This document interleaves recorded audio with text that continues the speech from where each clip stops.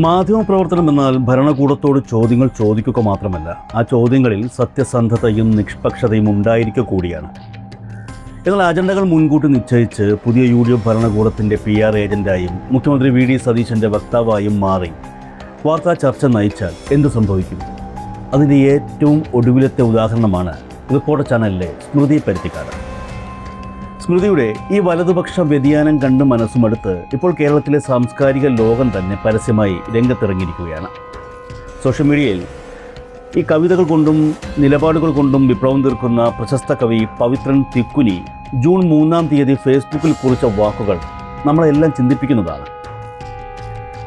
പ്രതികരിക്കണമെന്ന് പലപ്പോഴും തോന്നിയിട്ടും പിന്മാറിയതാണ്. ദേശാഭിമാനി വാരികയുടെ എഡിറ്ററായിരുന്ന കാലത്ത് നല്ല ബന്ധം പുലർത്തിയ സിദ്ധാർത്ഥൻ പരുത്തിക്കാടിൻ്റെ ചോരയല്ലേ എന്ന് കരുതി റിപ്പോർട്ടർ ചാനലിലിരുന്ന് ഇവരെ കൊണ്ട് ഇങ്ങനെ ബോധപൂർവം VD സതീശനും UDFനും വേണ്ടി സംസാരിപ്പിക്കുകയാണോ? ഒരു മാധ്യമപ്രവർത്തകൻ ഉണ്ടായിരിക്കേണ്ട നിഷ്പക്ഷതയോ സാമൂഹ്യ ബോധമോ ഇവരിലൊട്ടുമില്ല. വിനയത്തോടെ പറയട്ടെ, ഇവർ കാരണം ഇനി ഞാൻ ഈ ചാനൽ തുറക്കത്തില്ല. ധാർമ്മിക മൂല്യങ്ങളും സത്യസന്ധതയും മാനവികതയും ഉയർത്തിപ്പിടിക്കേണ്ട ഒന്നാണ് മാധ്യമപ്രവർത്തനം. ഇവർക്ക് അത് സാധ്യമല്ല. ഒരു കാര്യം ചോദിക്കട്ടെ, ഇടതുപക്ഷത്തിനോടും CPMനോടും എന്തുകൊണ്ടാണ് സ്മൃതിക്ക് ഇത്ര വിരോധം?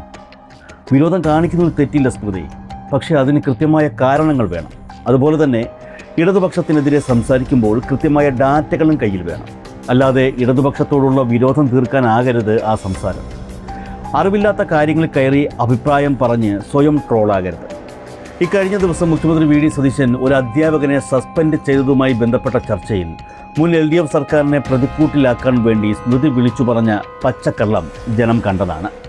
VD സതീശനെ വിമർശിച്ചതിന്റെ പേരല്ല കേട്ടോ ഒരു അധ്യാപകനെതിരെ നടപടിയെടുത്ത്. ആ വിമർശനം എന്താണെന്ന് അങ്ങേക്ക് ഞാൻ അയച്ചു തരാം.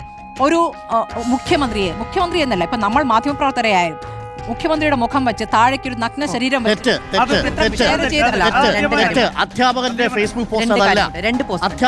ശരി. എന്നാൽ മുഖ്യമന്ത്രി ഇന്ന് പറഞ്ഞ കാര്യം അതാണ്.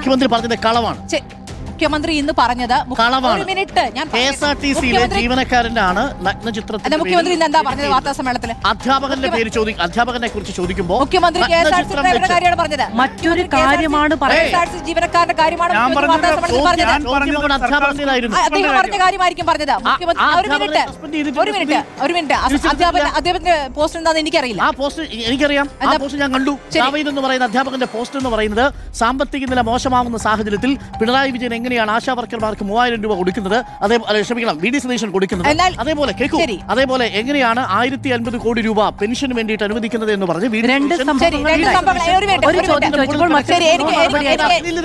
അങ്ങനെയാണെങ്കിൽ ഞാൻ വിചാരിക്കുന്നത് ഇതിൽ VD സതീശൻ മനസ്സിലാക്കിയിരിക്കുന്നത് ഈ KSRTC ജീവൻ അറിയാത്ത കാര്യങ്ങളെക്കുറിച്ച് മിണ്ടാതിരിക്കുന്നതാണ് മാന്യത.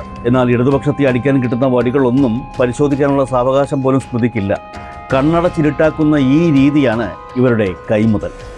പുതിയ UDF സർക്കാർ കേരളത്തിൻ്റെ സാമ്പത്തിക തൽസ്ഥിതി റിപ്പോർട്ട് പുറത്തുവിട്ടപ്പോൾ അതിൻ്റെ മറവിൽ മുൻ LDF സർക്കാരിനെ വേട്ടയാടാൻ സ്മൃതി ഉന്നയിച്ച പ്രധാനപ്പെട്ട 4 വാദങ്ങളുണ്ട്. കിഫ്ബിയുമായി ബന്ധപ്പെട്ട് എങ്ങനെയൊക്കെയാണ് അതിന്റെ ഫണ്ട് അലോക്കേഷൻ നടന്നിട്ടുള്ളത്, പദ്ധതികളുടെ വിതരണത്തിലും മുൻഗണനാക്രമത്തിലും കിഫ്ബിയുടെ പ്രവർത്തനങ്ങൾ ഗൗരവതരമായ സംശയങ്ങൾ ഉയർത്തുന്നതെന്നാണ് പറയുന്നത്.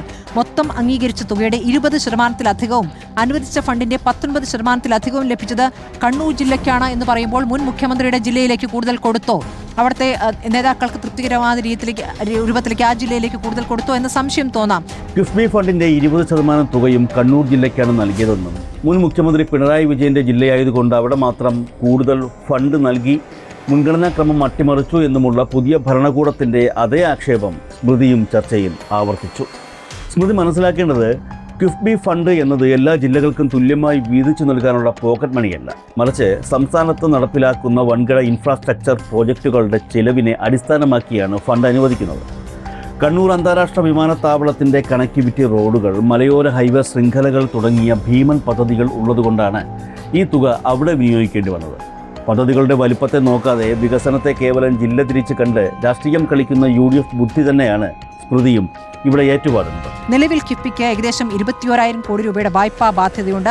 ഇതിന്റെ തിരിച്ചടവ് ഭാരം സംസ്ഥാന സർക്കാരിന്റെ ചുമലിലാണ് എന്നുള്ള കാര്യമാണ് വിശദീകരിക്കുന്നത്. ഏകദേശം 35,000 കോടി രൂപ ചെലവ് വരുന്ന പദ്ധതികൾക്ക് ഇനിയും ഫണ്ട് കണ്ടെത്തേണ്ടതുണ്ട്. കിഫ്ബിക്ക് തനതായ വരുമാന സ്രോതസ്സുകളില്ല എന്നും അതെടുക്കുന്ന വായ്പകൾ സംസ്ഥാന സർക്കാരിന്റെ കടമായി കണക്കാക്കുമെന്നുള്ള CAG-യുടെ വിലയിരുത്തൽ അർത്ഥമാക്കുന്നത് സംസ്ഥാനത്തിന്റെ വായ്പാ ശേഷിയെ പ്രതികൂലമായി ബാധിക്കാതെ ഒരു സ്വതന്ത്ര ഫണ്ട് ശേഖരണ ഏജൻസിയായി പ്രവർത്തിക്കാൻ കിഫ്ബിക്ക് കഴിയില്ല എന്നുള്ള കാര്യമാണ് വിശദീകരിക്കുന്നത്. കിഫ്ബിക്ക് 21,000 കോടിയുടെ ബാധ്യതയുണ്ടെന്നും അതുകൊണ്ട് കിഫ്ബി എന്ന ബദൽ വികസന മാതൃക പൂർണ്ണ പരാജയമാണെന്നും സ്ഥാപിക്കാൻ സ്മൃതി നോക്കി. കേന്ദ്രം കേരളത്തെ സാമ്പത്തികമായി ശ്വാസം മുട്ടിച്ചപ്പോൾ പൊതുവിദ്യാലയങ്ങളും ആശുപത്രികളും റോഡുകളും അന്താരാഷ്ട്ര നിലവാരത്തിലാക്കാൻ മുൻ LDF സർക്കാർ കൊണ്ടുവന്നതാണ് കിഫ്ബി. പണ്ട് AK ആന്റണിയുടെ UDF സർക്കാർ ഖജനാവ് പൂട്ടി ശമ്പള പരിഷ്കരണം വരെ തടഞ്ഞുവെച്ച് ജീവനക്കാരെ സമരത്തിലേക്ക് തള്ളിവിട്ട കറുത്ത ചരിത്രം കേരളത്തിനുണ്ട്. ആന്റണിയുടെ കാലത്തെ സാമ്പത്തിക അടിച്ചമർത്തലുകളെ മഹത്വവൽക്കരിക്കുന്ന സ്മൃതി പ്രതിസന്ധികൾക്കിടയിലും നാടിനെ വികസിപ്പിച്ച ഇടതുപക്ഷ രീതിയെ ബോധപൂർവം മറച്ചുപിടിക്കുകയാണ്. പിന്നെ പറയുന്ന ഈ പൊതുമേഖലാ സ്ഥാപനങ്ങളുടെ നഷ്ടക്കണക്ക് എന്ന് പറയുമ്പോൾ 78,881 കോടിയാണ് 2024-25 ആകെ നഷ്ടമായി പറയുന്നത്. അപ്പോൾ അവിടെ അവയ്ക്ക് പ്രൊഫഷണലായ ഒരു പൊളിച്ചെഴുത്ത് വേണമെന്നുള്ളതാണ്. ആ പൊളിച്ചെഴുത്ത് ഏത് രൂപത്തിലാകും എന്നുള്ളതാണ്. അത് പൂട്ടുക എന്ന അർത്ഥത്തിലാകരുത് എന്നുള്ളതാണ്. പൂട്ടും എന്ന് കരുതുന്നുമില്ല എന്നുള്ളതാണ്. KSRTC നഷ്ടത്തിലായി എന്ന് പറയുമ്പോൾ KSRTC ലാഭത്തിലാകുന്ന ഒരു ബിസിനസ്സായി കാണാൻ സാധിക്കില്ല എന്നുള്ളതാണ്. അത് KSRTC ആ രൂപത്തിൽ തന്നെ ഒരു എന്താ പറയുക, ആളുകൾക്ക് സർവീസ് എന്ന രൂപത്തിൽ തന്നെ KSRTC കാണാനുണ്ട്. ആ നഷ്ടം എങ്ങനെ നികത്താനാകും എന്നുള്ളതാണ്. ഇപ്പോൾ അതിൻ്റെ കൂടെയാണല്ലോ ഇപ്പോൾ സ്ത്രീകൾക്ക് സൗജന്യ യാത്ര എന്ന കാര്യം വരുന്നത്. അപ്പോൾ അതിൽ കൂടി ഒരു സർക്കാരിൻ്റെതായ, അത് സർക്കാരിന് അറിയാമല്ലോ, സ്വാഭാവികമായും അവരുടെ ഒരു തെരഞ്ഞെടുപ്പ് വാഗ്ദാനമാകുമ്പോൾ അതിനെ മറികടക്കാൻ എന്ത് വേണമെന്നുള്ള അവർ ആലോചിക്കേണ്ടതാണ്. അങ്ങനെ ഒരു ആലോചന ഉണ്ടായിരിക്കാം എന്ന് ഞാൻ കരുതുകയാണ്. പൊതുമേഖലാ സ്ഥാപനങ്ങളുടെ നഷ്ടക്കണക്ക് 7,851 കോടിയാണെന്ന് ചൂണ്ടിക്കാണിച്ച് UDFിന്റെ കോർപ്പറേറ്റ് നയങ്ങൾക്കനുസൃതമായി ഇവ സ്വകാര്യവൽക്കരിക്കേണ്ടി വരുമെന്ന സൂചനകൾക്ക് സ്മൃതി അടിവരയിടുന്നു. പൊതുമേഖലാ സ്ഥാപനങ്ങളെയും KSRTC അടക്കമുള്ള സംവിധാനങ്ങളെയും വെറുമൊരു ലാഭക്കണ്ണുള്ള ബിസിനസ്സായി കാണാതെ ജനങ്ങൾക്കുള്ള പൊതുസേവനമായിട്ടാണ് ഇടതുപക്ഷം എപ്പോഴും സംരക്ഷിച്ചു നിർത്തിയത്. Professor D. നാരായണൻ ഉൾപ്പെടെയുള്ള വിദഗ്ധർ ഈ റിപ്പോർട്ടിൽ നിർദ്ദേശിക്കുന്നത് പൊതുമേഖലയെ വിറ്റഴിക്കാനല്ല, മറിച്ച് പ്രൊഫഷണലായ ഒരു പൊളിച്ചെഴുത്തിലൂടെ അവയെ ലാഭകരമാക്കാനാണ്. എന്നാൽ കോൺഗ്രസിൻ്റെ സ്വകാര്യവൽക്കരണ അജണ്ടകൾക്ക് വഴിമരുന്നിടാനാണ് സ്മൃതി ഇവിടെ ശ്രമിക്കുന്നത്. ഈ ചർച്ചയിൽ ഡാറ്റകൾക്ക് മുന്നിൽ സ്മൃതിയുടെ അജണ്ടകൾ അമ്പെ പൊളിഞ്ഞു പോയത് കൊണ്ടാണോ എന്നറിയില്ല. അതിൻ്റെ പിറ്റേ ദിവസം നടന്ന, അതായത് മെയ് 5 വെള്ളിയാഴ്ച നടന്ന ചാനലിൻ്റെ അഭിമാന പരിപാടിയായ ബീറ്റ് ദി എഡിറ്റേഴ്സ് പരിപാടിയിൽ സ്മൃതി പരുത്തിക്കാട് പങ്കെടുത്തിരുന്നില്ല. ആ പരിപാടി നടക്കുന്നതിന് തൊട്ടു മുൻപുള്ള ഡിബേറ്റ് വരെ നയിച്ച സ്മൃതി ചാനലിലെ മുതിർന്ന മാധ്യമപ്രവർത്തകർ പങ്കെടുത്ത അത്രയും പ്രധാനപ്പെട്ട ഒരു പരിപാടിയിൽ നിന്ന് പെട്ടെന്ന് എന്തുകൊണ്ട് അപ്രത്യക്ഷയായി? അവർ സ്വയം നാണക്കേട് ഓർത്ത് മാറി നിന്നതാണോ, അതോ വസ്തുതകൾ വളച്ചൊളിച്ച് ചാനലിൻ്റെ വിശ്വാസ്യത കളഞ്ഞു കുളിച്ചതിന് ചാനൽ മാനേജ്മെൻറ്റ് തന്നെ അവരെ തൽക്കാലത്തേക്ക് മാറ്റി നിർത്തിയതാണോ? ഉത്തരം പറയേണ്ടത് റിപ്പോർട്ടർ ചാനൽ തന്നെയാണ്. ഭരണപക്ഷത്തിൻ്റെ ഓഫീസിലെ PR വേലയെടുക്കാൻ മാധ്യമപ്രവർത്തനം എന്ന ലേബലൊട്ടിച്ച് വരുന്നവരോട് ജനങ്ങൾക്കൊന്നേ പറയാനുള്ളൂ. നിങ്ങളുടെ അജണ്ടകൾക്ക് മുന്നിൽ തോറ്റുകൊടുക്കാൻ കേരളത്തിലെ ജനങ്ങൾക്ക് തൽക്കാലം മനസ്സില്ല. വസ്തുതകൾ ജനങ്ങൾക്കറിയാം. നിങ്ങളുടെ ഈ UDF PR പണി തൽക്കാലം ഇവിടെ വില പോകില്ല.